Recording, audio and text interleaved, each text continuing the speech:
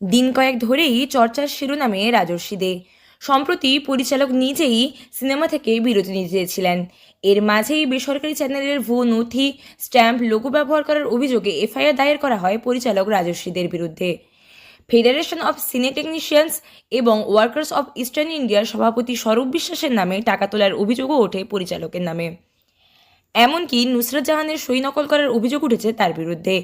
এই সমস্ত অভিযোগ এনেছেন প্রযোজক অরিন্দম ঘোষ।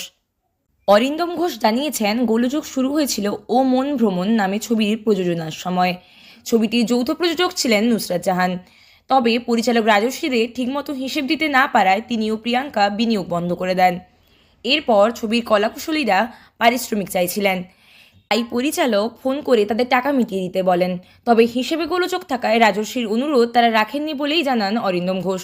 শুটিং বন্ধ হয়ে যাওয়ার পর নুসরত শুটিং শুরুর উদ্যোগ নেন। তিনি তখন অরিন্দম ও প্রিয়াঙ্কার সঙ্গে দেখা করেন। নুসরত প্রযোজক অরিন্দম ও প্রিয়াঙ্কাকে জানান তিনি ছবির জন্য 10 লক্ষ টাকা পারিশ্রমিক নিচ্ছেন। অভিযোগ, অথচ ছবির জন্য চুক্তিপত্রে দেখানো হয়েছে 15 লক্ষ টাকা, যেখানে কিনা নুসরতের সইও রয়েছে। তবে নুসরত তা দেখে বলেন সেটা তার নকল সই।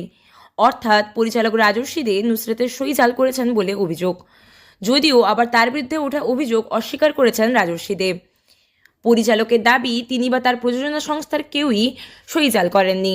তার কাছে যে চুক্তিপত্র রয়েছে তাতে 10 লক্ষ টাকার কথাই লেখা রয়েছে, যার মধ্যে 1 লক্ষ বাদে বাকি 9 লক্ষ টাকা নুসরতকে দেওয়া হয়েছে। 15 লক্ষ টাকার বিষয়টি সম্পূর্ণ ভুল। এমনকি ইম্পা ফেডারেশনের কাছেও সমস্ত নথি তিনি জমা দিয়েছেন বলেও জানান রাজর্ষিদের। সাপ কথা, আজ পর্যন্ত কেউই কখনো তার বিরুদ্ধে জালিয়াতির অভিযোগ আনেননি। ছবি তৈরির সময় বাড়ির গয়না বিক্রি করেও টাকা মিটিয়েছেন, এমনটাও ঘটেছে। তার পাল্টা অভিযোগ, প্রযোজকের দেওয়া 73 লক্ষ টাকার চেক বাউন্স করেছে দুবার, আর তাই সিনেমার শুটিং আটকে গেছে, যার ফলে মিটিং ডাকা হয়েছিল। তবে সেখানে তিনি যেতে পারেননি। এরপরই তার বিরুদ্ধে অভিযোগ আসা শুরু বলে জানিয়েছেন রাজর্ষি দে। তাহলে প্রকৃত ঘটনা কি? প্রকৃত দোষী বা কে? পুরোটাই সময় বলবে।